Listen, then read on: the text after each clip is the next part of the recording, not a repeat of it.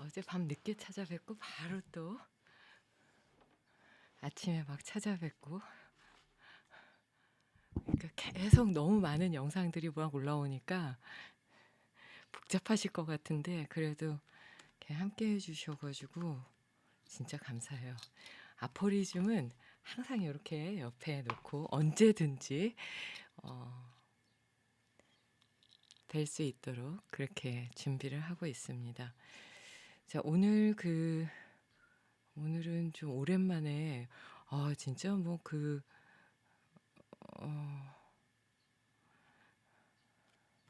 저기 어디죠? 코로나 있을 때 어떻게 그렇게 했지? 할 정도로 새벽에 4시 한 50분부터 시작해가지고 한 2시간씩 막 그렇게 유튜브를 했던 것 같은데요. 그렇게 한 3년, 4년 정도 한 것 같아요. 근데 이제 막 일정들이 시작되고 나니까 그게 참 어렵기도 했지만 참 감사하고 저로서는 공부도 많이 됐던 그런 시기였다 이런 생각이 드네요. 자, 물처럼 사는 지혜로움이라는 그 도덕경에서 나오는 내용을 좀 전해드리려고 하는데요. 이게 이제 도덕경에서 물의 특성을 정리하면서 내면의 아름다운 마음이 어떻게 빛날 수 있는지 함께 생각해 보는 시간을 가져봅시다. 라고 이제 그 KBS 일라디오 내일이 아니라 모레예요. 그래서 내일은 전체적으로 2개를 다 썸머리를 해볼지 아니면 지금 제가 읽고 있는 웰라 오디오북으로 읽고 있는 책이 그 독일의 심리학자 겸 이게 Think Again, Think Again. 영어를 잘하시는 분들이 많이 그 수업 이거 유튜브를 들어주셔가지고 제 발음이 되게 불편하실 것 같은데 예, Think Again. 번데기 발음에 그거 내용이 너무 좋은 거예요. 그래서 요즘에 거의 홀릭되듯이 이거를 듣고 있는데 요거 썸머리를 또 해가지고 또 말씀을 드리도록 하겠습니다. 그러니까 도덕 소리가 들리나요? 한번 확인할게요. 소리가 들리는지. 근데 오전에 이렇게 안 하니까 막 시간이 쫓기듯이 되는 것 같고, 그리고 또 그렇게 찾아뵈면 또 죄송하기도 하고 이래가지고 또 그렇게 찾아뵈 들리네요. 제가 가끔씩 그 소리 안 들려가지고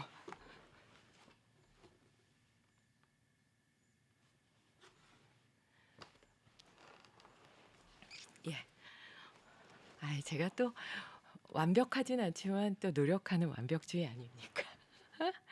예, 도덕경에서 전하는 거를 요거를 이제 한 지금 몇 분 됐나요? 한 1, 2분 지난 것 같은데 이거 하기 전에 숏으로 제가 요즘에 딱 하면 좋은 그냥 이렇게 많은 분들이 하셨으면 해서 제목에는 막 몸을 슬림하게 하고 복부 어깨를 통증을 해소하고 팔을 가늘게 합니다. 뭐 이런 표면적인 거를 효과를 해서 말씀을 드리기는 했는데요. 그보다 더 요즘 같은 그 습하고 덥고 막 이럴 때 컨디션을 잘 조절하는 데는 진짜 이 동작이 도움이 되시겠다 해가지고 올려드렸으니까 시간이 되시면 한 10번 정도. 근데 허리 아픈 분들은 허리와 무릎이 아픈 분들은 좀 조심해서 하시는 게 좋긴 한데요. 많이 도움이 되실 거예요. 나 진짜 움직이기도 싫고 몸이 막 무너지는 것 같고 힘들다. 이게 지금 저기 근력 운동하고 막 하면서 다 젖은 거거든요. 젖은 게 막 보이죠. 그래서 이 정도 땀을 빼지 않으면 요즘에 어려우실 텐데 알려드린 숏으로 전해드린 동작이 많이 도움이 되실 것 같아요. 자, 도덕경은 제가 이제 아마 이거 역순으로 해가지고 동영상이나 처음에는 아마 동영상으로 이게 올라갔을 거예요. 1000분이 안 돼가지고 1000명이 안 되니까 라이브가 아니라 동영상으로 해서 날짜 순으로 하면 도덕경을 쫙 읽어드린 게 있어요. 그리고 바가바드 기타도 쫙 읽어드렸고 저기 뭐죠? 요가경, 요가수트라, 요가수트라도 쭉 읽어드리고 그 만개의 태양도 읽어드리고 쫙 몇 권을 지금 한 몇십 권이 됐죠. 거의 100권까지는 안 될 것 같고 몇십 권이 되긴 했는데요. 그때는 책을 진짜 많이 읽어드렸어요. 저거 코로나였었기 때문에. 그래서 그때 읽어드린 거를 역순으로 해서 보시면서 그것과 이거를 같이 보시면 아마 더 많이 도움이 되실 텐데요. 거기에 보면은 물에 대한 파트가 따로 있는 게 아니에요. 근데 이제 제가 방송을 위해서 물에 대한 파트를 여기저기 그 몇 장에 걸쳐서 나오거든요. 그거를 따다가 이렇게 올려드렸고요. 제가 그 이후에 읽은 게 그, 김용옥 선생님이 라스트 코멘터리 해가지고 노자의 도덕경에 대해서 쫙 정리하셨는데 엄청난, 와, 진짜 김용옥 선생님은 짱이시구나 할 정도의 양을, 그리고 굉장히 이게 지식의 수준이 워낙 높으시니까, 근데 그게 책에 녹아 있더라고요. 그거를 이제 읽으면서 그거를 조금 더 업그레이드 해가지고 요걸 방송으로, 노자가 옳았다라는 책, 라스트 커멘터리 해가지고 김용옥 선생님의 책을 살짝 좀 더 얹어서 업그레이드 시킨 내용을 KBS 일라디오, 오늘 아침 일라디오 오승원 아나운서랑 함께 전해드리려고 해요. 근데 아무래도 시간이 막 쫓기니까 오늘 좀 살짝 읽어드릴까 합니다. 도덕경은 노자가 지은 것으로 알려진 도가예, 그러니까 대표적인 경전으로 전체적으로 자연에 순응하는 무의의 삶을 살아가는 것을 역설했다 그러면, 무의 자연설 그러면 사실은 장자가 맞고요. 이 노자의 도덕경은 어떻게 보면 정치에, 바른 정치에 대한 얘기들을 이렇게 해야지 잘 살 수 있다 하는 그런 얘기들을 더 많이 적어 놓은 부분이 있지 않나 싶어요. 그래서 도와 덕에 대해서 얘기했기 때문에 정치하시는 예전에 정치하시는 분들이 많이 이 책을 봤다고 합니다. 그러니까 좋은 정치인들이 보셨겠죠. 좀 더 그 모든 사람에게 혜택을 주고 싶고 도움을 주고 싶은 그런 정치인들이 이 노자의 도덕경을 많이 읽었을 것 같고요. 스와미베다 선생님을 초창기에 뵀을 때 7월 14일, 벌써 한 이제 7, 8년 돼가는데 몸을 바꾸신 지 오래되셨는데요. 7월 14일이 몸을 바꾸신 날이었거든요. 근데 스와미 베다께서 저한테 더 북 오브 타오를 읽었냐? 그래서 제가 아니요. 그게 뭐지? 그러고 찾아보니까 도덕경이더라고요. 이미 읽었더라고요. 그래서 무식하다 이랬는데 영어로는 더 북 오브 타오 이렇게 되어 있더라고요. 현재 우리가 알고 있는 도덕경을 규정한 것은 삼국시대 말기에 왕필이 정리한 왕필본 혹은 통용본이라고 해요. 그러니까 그 전에 더 많은 내용들이 있었고 이게 이제 흩어져 있던 거를 마치 그 허준의 동의보감처럼 이렇게 삼국시대 말기에 왕필이 정리했다고 하죠. 그러니까 왕필본, 우리나라 삼국시대가 아니라 다 아시겠죠? 예. 그리고 왕필본 혹은 통용본이라고 해요. 그래서 이제 이게 워낙 여러 가지 도덕경도 여러 가지 형태가 전해지기 때문에 요거에 대해서 딱 이렇게 규정을 하고 들어가는 게 맞을 것 같아요. 물처럼 살기라는 장이 따로 전해지는 것은 아니지만 전체적인 도덕경의 흐름에 따라서 정리한 내용이다 라고 이제 한번 말씀을 드렸고요. 특히 김용옥 선생님의 라스트 커멘터리, 노자가 옳았다에서 전하신 내용을 중심으로 정리했습니다 라는 걸 다시 원고에 넣어드렸어요. 100개 골짜기, 그래서 이거를 뭐라고 얘기하냐면 백곡이라고 하고요. 100개의 골짜기, 백곡과 강해, 그러니까 이게 이제 강과 바다의 비유는 도덕경의 32장과 덕경의 61장에서 대국 자하류에서 전한다라고 얘기하고 있어요. 그러니까 32장, 61장에서 이제 대체적으로 전하고 있는 내용이고요. 이게 전체적으로 도덕경에 나와 있는 전체 내용은 아니다라는 걸 미리 좀 말씀을 드립니다. 그러니까 32장하고 61장을 좀 읽어보시면 물에 대한 내용이 이거구나 하고 조금 더 편하게 들으실 수 있어요. 그래서 100개의 골짜기와 강해, 이 부분에 대해서 강과 바다, 대한 내용에 대해서 쭉 정리해 드리도록 하겠습니다. 그러니까 한국도 이렇게 보면요. 인간을 우주의 일부로서 자연의 일부로서 파악하는 부분이 많고 그리고 그런 법칙 내에 살고 있다는 것에 대해서 그냥 '아 그래 우리' 보통 무의자연설에 대해서 한국에서도 많이 얘기를 하잖아요. 근데 이제 서양에서는 이게 히랍 철학이나 서양 철학에서는 그 자연의 현상에서 삶의 교훈을 얻는 것이 굉장히 희소하다고 해요. "그렇게 많지 않다."라고 얘기를 합니다. 그리고 그들은 언어화되고 관념화되어 있는 게 오히려 더 많다라고 얘기를 해요. 근데 장자나 노자나 뭐 공자나 대부분 다 자연에서 많이 얘기를 하고 있고요. 특히 우리나라에서도 보면은 자연을 비유한 글들이 많이 있죠. 그래서 이 부분에 있어서는 조금 서양과 이게 아마 소피스트들이 그 논파하고 이런 것들에 대해서 굉장히 집중하고 거기에 대해서 무게감을 많이 두면서 얼마나 논파를 잘하냐에 대해서 요즘에 우리가 과외를 하듯이 그렇게 과외까지 있었다 그래요. 그러니까 그렇게까지 인제 중요하게 보다 보니까 그 부분이 인제 역사적인 하나의 흐름이 되어서 히랍 철학이라든지 서양 철학에서는 이렇게 언어를 개념화하고 관념화하는 게 굉장히 그 핵심적인 내용이 되지 않았나 이렇게 생각하게 되죠. 근데 인제 그 한국뿐이 아니라 아시아 계통 이쪽 뭐 중국이라든지 일본이라든지 이쪽 계통에서는 자연과 하나 돼서 얘기하는 것들이 많이 있고요. 근데 철학자들도 보면은 '세상을 이루고 있는 게 무엇인가.'라고 했을 때는 뭐 그거는 그냥 우리가 느끼니까 공기, 물, 불, 흙에 대해서 많이 얘기를 하잖아요. 그래서 딱 완전히 그냥 치부한 거는 아니고 공기, 물, 불, 흙이라든지 뭐 그것들이 어떻게 조합이 되어서 사람이 만들어지고 그것이 어떻게 자연을 이루고 그 안에서 우리는 어떤 것들을 중요하게 여기면서 살아가야 된다. 이런 것들을 또 많이 얘기했기 때문에 완전히 이거를 이렇게 배제시킨 건 또 아니다라고 얘기할 수 있을 것 같아요. "물처럼 살기가 어떻게 살라는 얘기일까요?" 라는 얘기를 해요. 그쵸? 물처럼 살기 도대체 어떻게 살라는 내용입니까?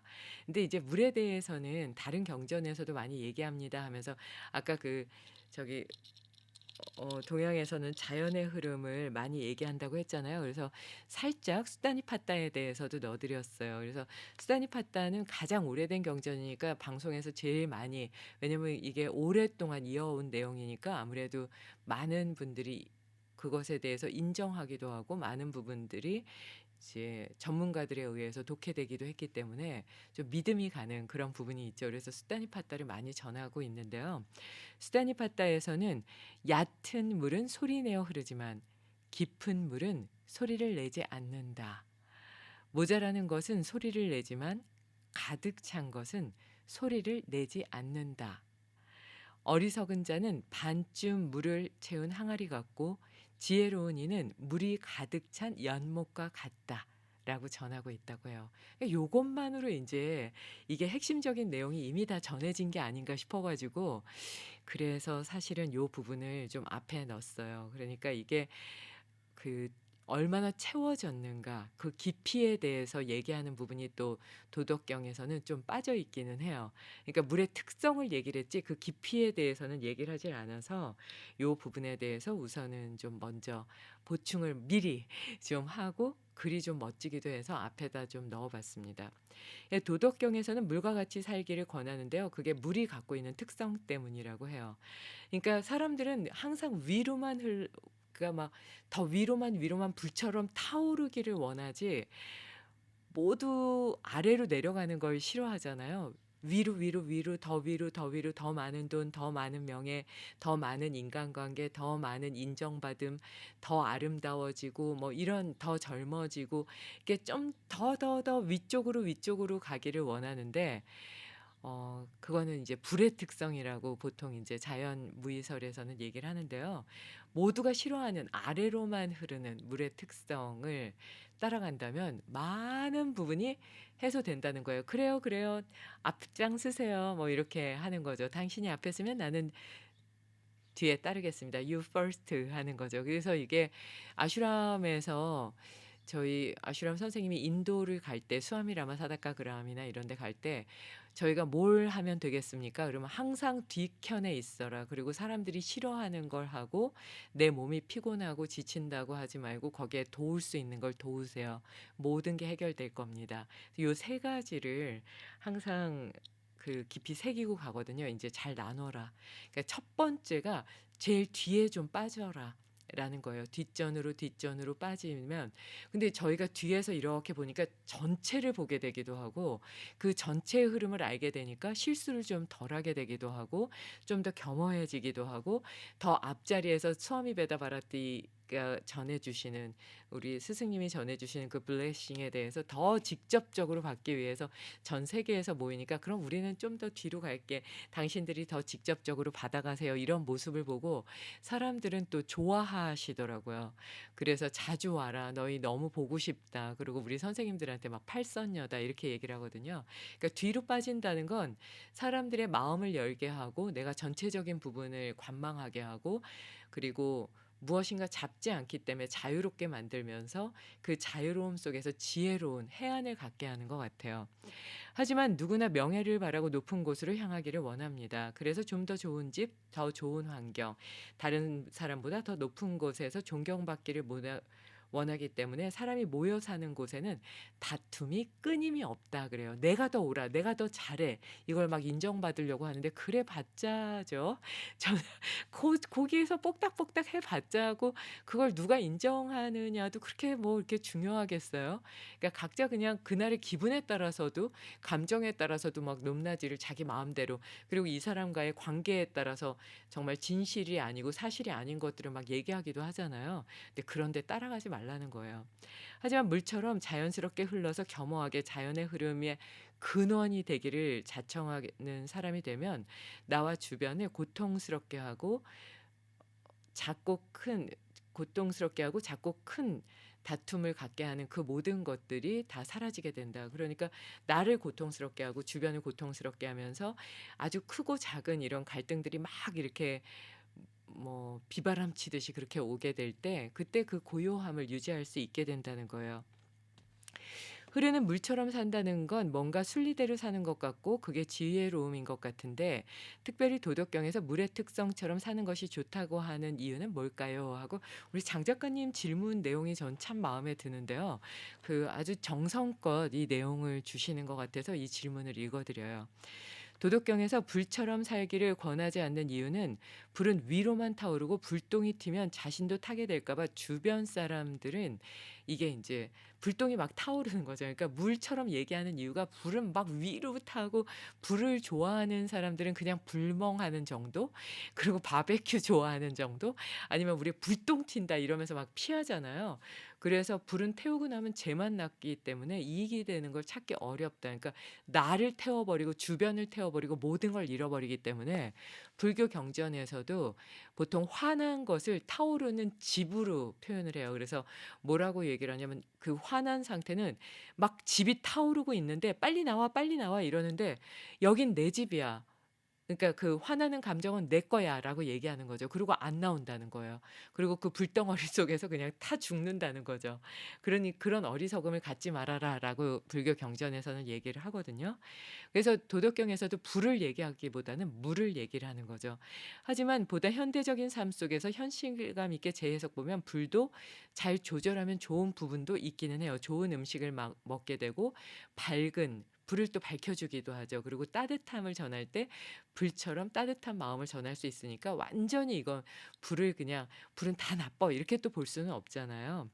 좀 더 다각적인 측면에서 그래서 이해하고 '이것만 좋다.'라는 어떤 단정적인 부분은 조금 없애는 게 좋지 않을까라고 합니다. 그래서 불은 열정을 갖고 있고 그리고 기본적인 마음은 넓고 겸허하며 인내시 불과 같은 열정을 가지면서 불과 같은 열정을 갖고 살면서 기본적인 그 베이스의 마음은 넓고 그러니까 물처럼 넓고 겸허하고 인내심이 강한 그 특성을 따라가면 참 좋겠다라고 미리 그러니까 도덕경에서는 계속 제가 스포일러처럼 미리미리 말씀을 드리고 있는데요.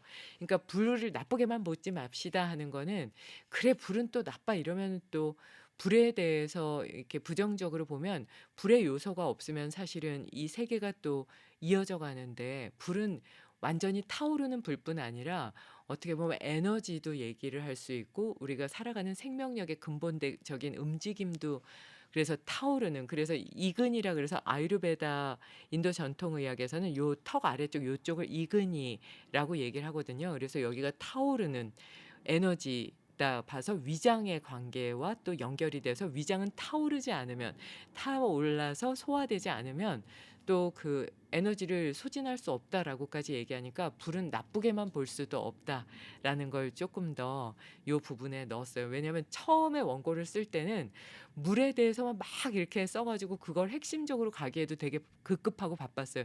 내용이 많으니까요. 근데 이렇게 읽다 보니까 불에 대한 내용도 '아 지나치게 그러면 등지게 되나?' 해 가지고 여기에다가 중간에 좀 넣어 드린 거거든요.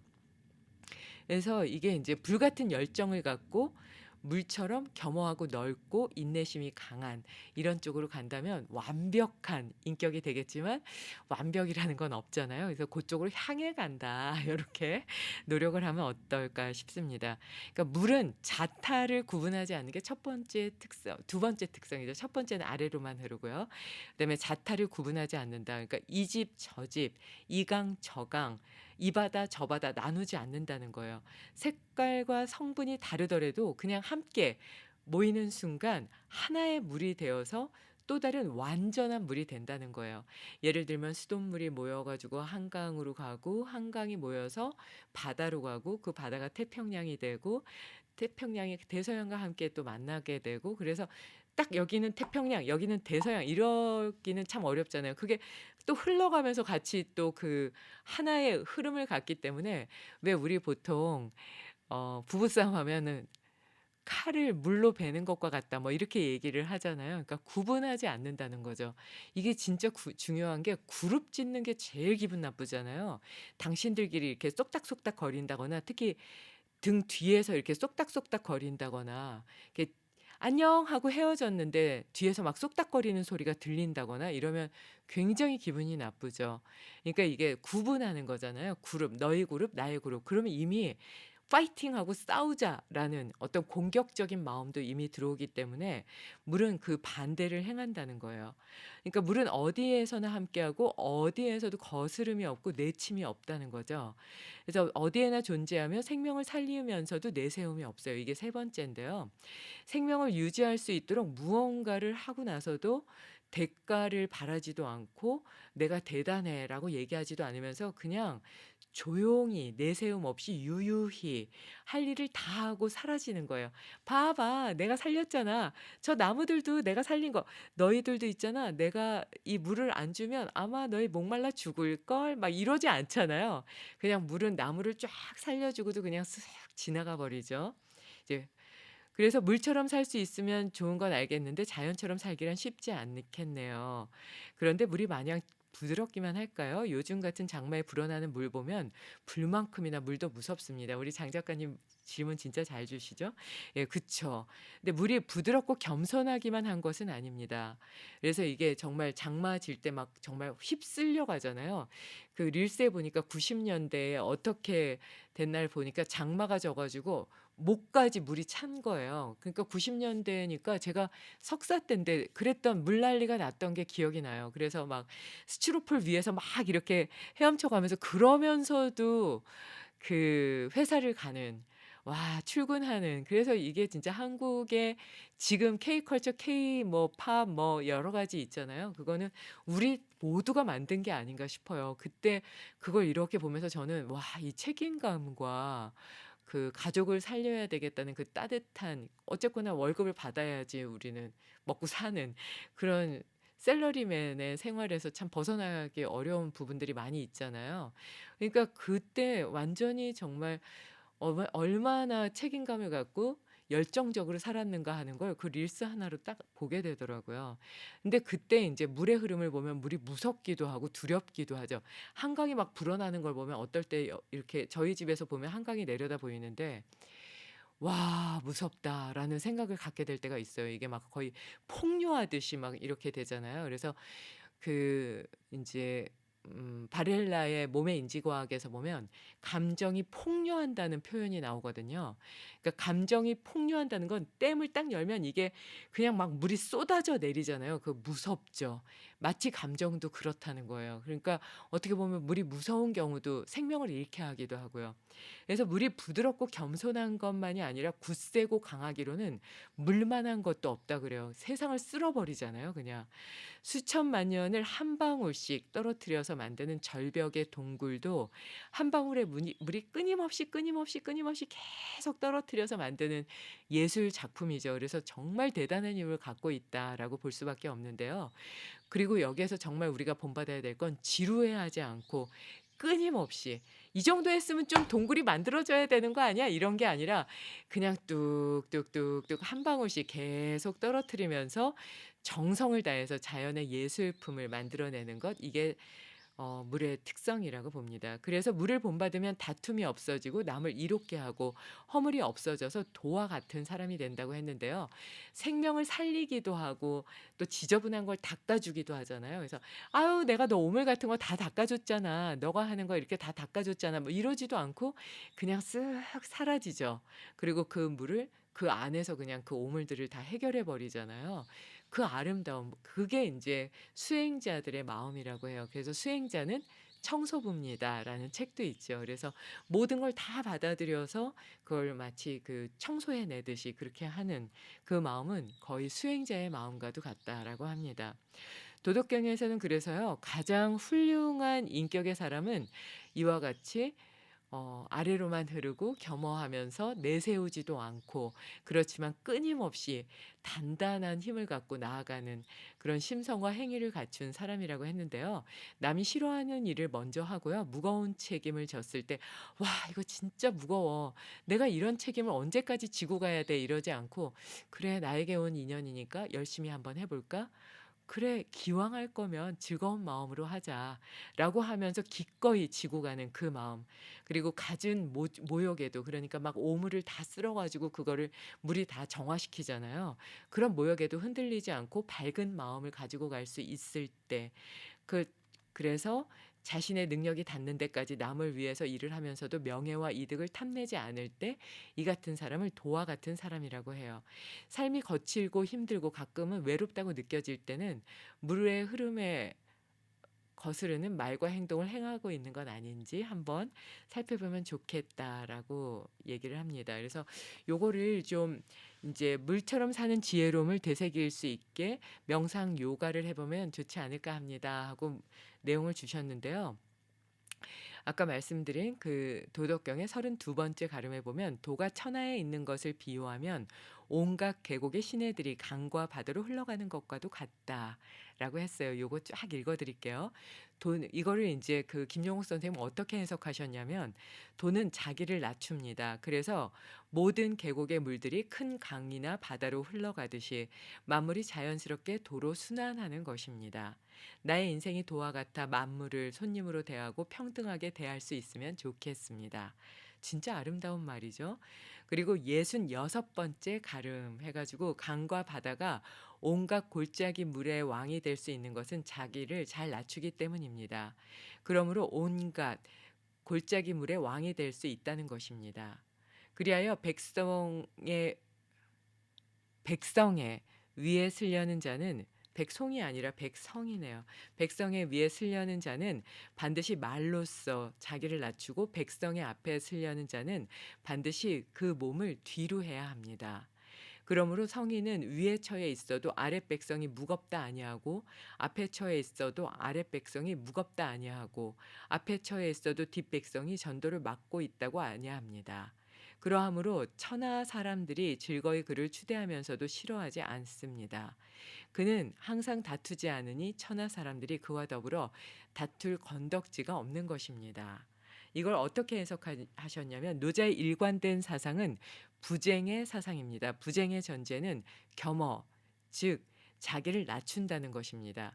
자기를 낮춘다는 것은 낮추는 자가 높은 지위를 가지고 있다는 것을 의미합니다. 즉 성인의 통치, 철학에 관한 것입니다. 하고 마지막으로 하나 더 읽어 드리면요. 78번째 가름.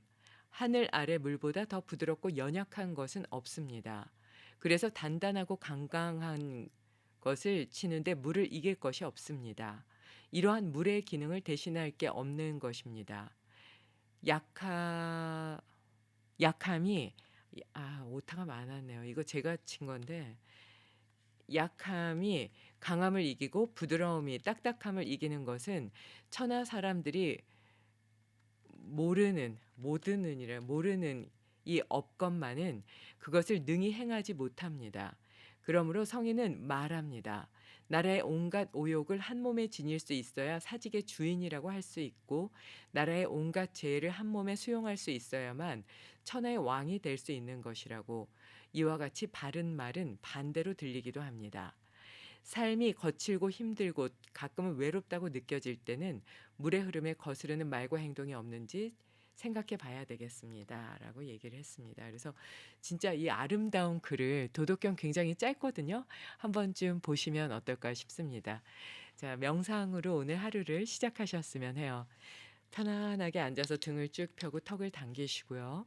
들고 나는 숨의 흐름에 집중합니다. 옴 옴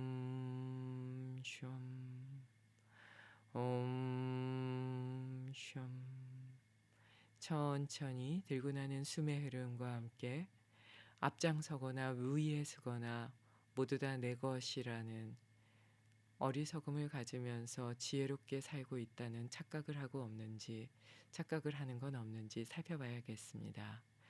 물과 같이 아래로만 흐르고 지저분한 것을 닦아주고 생명을 살리고도 내세우지 않는, 그리고 한 방울씩 한 방울씩 끊임없이 물방울을 떨어뜨려 자연의 예술품을 만드는 그 인내심을 삶 속에 적용할 수 있는 방법은 없는지 잘 점검해 보는 시간이 되셨으면 합니다. 음, 음, 음.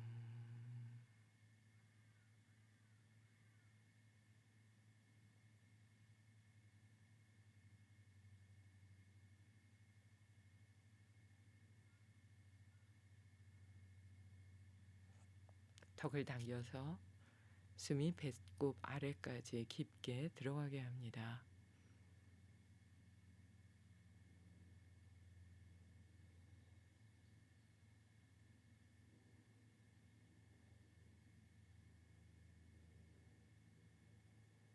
천천히 들고 나는 숨의 흐름에 집중합니다. 코, 목, 가슴, 복부까지 숨이 들어가게 하고 복부, 가슴, 목, 코로 내쉽니다.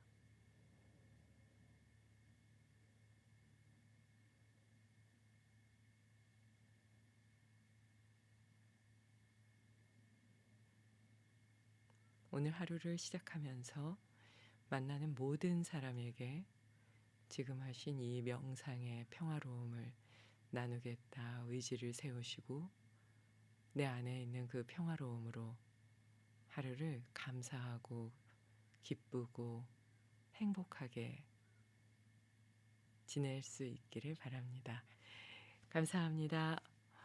네, 제가 쇼펜하우의 아포리즘 시간이 되면 중간에라도 갑자기 키고 실시간으로 전해드리도록 하겠습니다.